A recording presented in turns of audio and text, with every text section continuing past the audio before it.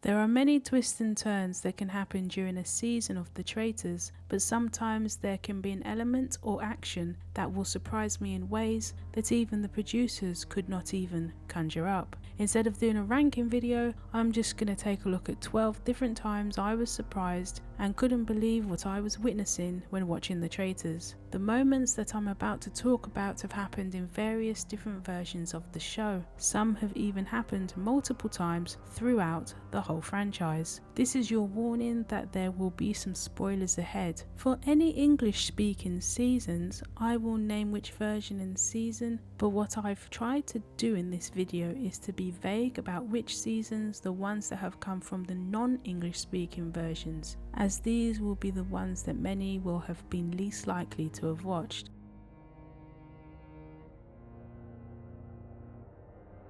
I was surprised the first time I ever saw it, but this has happened on multiple occasions. There have been instances when either a traitor or a faithful have voted for themselves. The faithful that comes to mind is Joe in New Zealand season 2. In episode 9, this faithful ended up voting for himself, but he wasn't the player that ended up being banished. Despite this, Joe managed to make it to the final episode. I have a video of a time a traitor voted for themselves in one of the non-English versions in what ended up being a very one-sided banishment. There will be a link in the pinned comment if you want to see the video where I talk about that in more detail.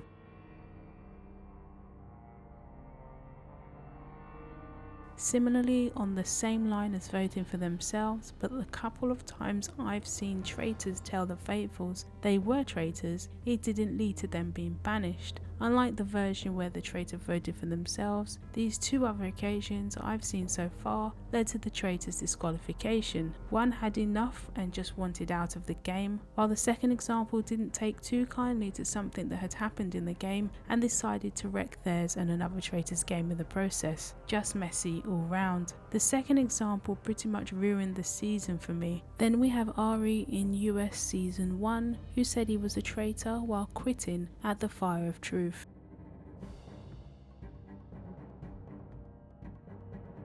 While a traitor telling everyone their status ruined one season, this next example turned the last episode on its head, that it completely changed who actually won. In this particular case, it looked very likely that one or possibly two traitors were going to win. The faithfuls were very trusting of at least one of the traitors, and there was at least one faithful who trusted both of the traitors. The last couple of banishment votes and chatter were looking like a traitor victory. That was until the two traitors were having a conversation in a room talking about traitorous things, while one of the faithfuls had been outside eavesdropping on the conversation. It was one of those moments where I found myself screaming at the TV. The way production decided to present this was brilliant too. What looked like a traitor win turned into a faithful one. It's one of my favourite scenes in what ended up being one of my favourite seasons.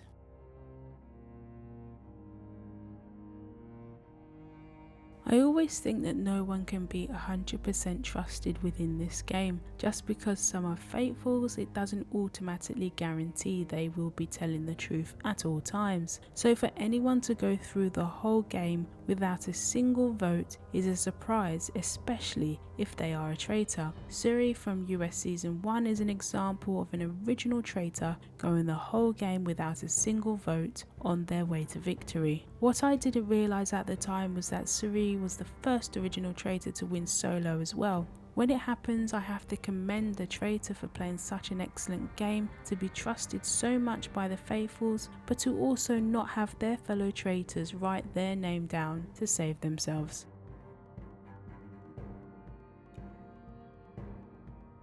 This might have only just happened on an English speaking season, but it wasn't the first time this has happened in the whole franchise. In fact, at least one country has seen it happen multiple times across their seasons. It feels rare, as we see too many times a traitor vote their fellow traitor out so they can take the prize money all for themselves. Sometimes it's because they think they're gonna do the exact same thing, and other times it's just them wanting a bigger piece of the pie.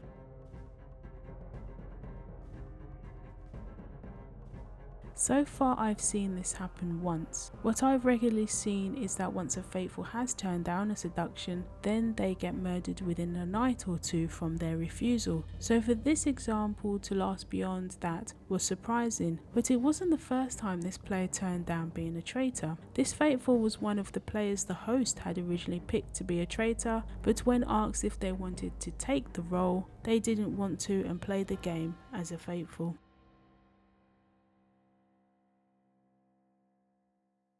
Outside of the final, we will predominantly see 2 players leave per episode, depending on the edit, with a combination of the edit showing an extended roundtable to the next episode and other circumstances. This one particular episode from a non-English speaking version saw 4 exits in a single episode in multiple different ways. This happened in one of my favourite seasons, and the way this all transpired ended up being something that continues to stand out. When all of the remaining players tried to work out what actually transpired, as the host didn't explain the circumstances, one faithful guessed exactly what had happened. That faithful ended up being one of my favourite players in the whole game. I'm planning to do video in more detail about it, so make sure you're subscribed and your notifications are on so you'll know when it's posted.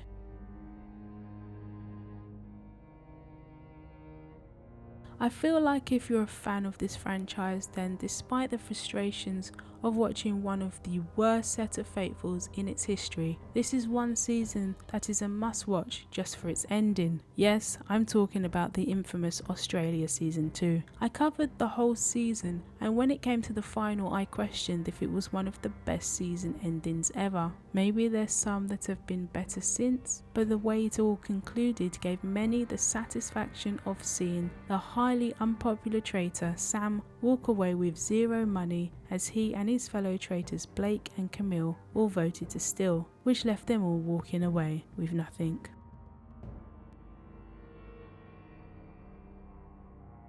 The Faithful was a pretty much non-entity for most of the season, with only a couple of confessionals before his murder in episode 11. At the time, I wasn't fully clear why Paul was pretty much edited out of Australia season 1, though in the press a fellow player Dirk stated that a lot of Paul's footage might have been unusable as Paul kept talking about production and bringing his own props. I remember when I first saw Paul and I questioned if I had just erased the fella out of my memory. It was like when Dawn popped up in Buffy the Vampire Slayer and everyone knew she was there the whole time except for the viewers. Were we all under a spell? On a more serious note, it's not the only show to edit someone out either completely or as much as they possibly can. I remember it happening on Drag Race UK, but unlike this case, it was due to some serious allegations against that particular contestant.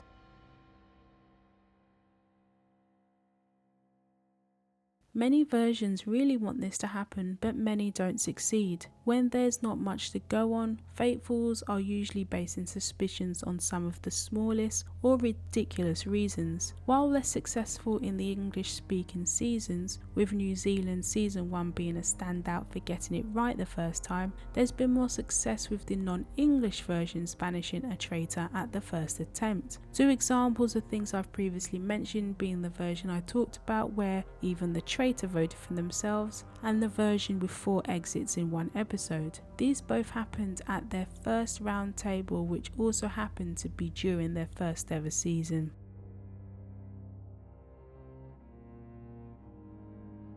While the Seer Power wasn't the most popular addition into season 3 of both the UK and US editions, I got to watch how one of the non-English speaking versions also used it. The one I was able to watch saw Faithful win the Seer Power, and the player they happened to choose was a traitor. What surprised me was that the Faithful didn't reveal to the others the important piece of information they were privy to. This was probably in part to the fact they were already convinced they were a traitor, and there was another player they didn't fully trust to be a faithful.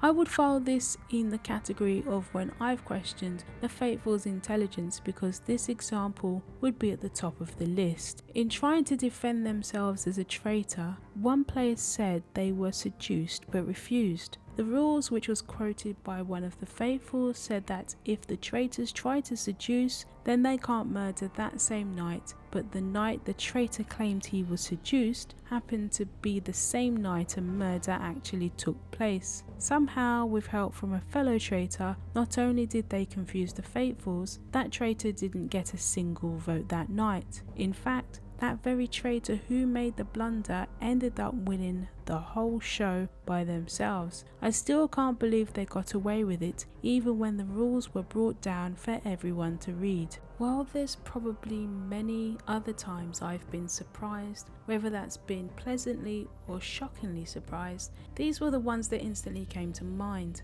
There was one more example that instantly came to mind where one player might have crossed a moral line with one particular lie. If you want to know more about it, then check out the following video where I talk about lying on the show. Until next time.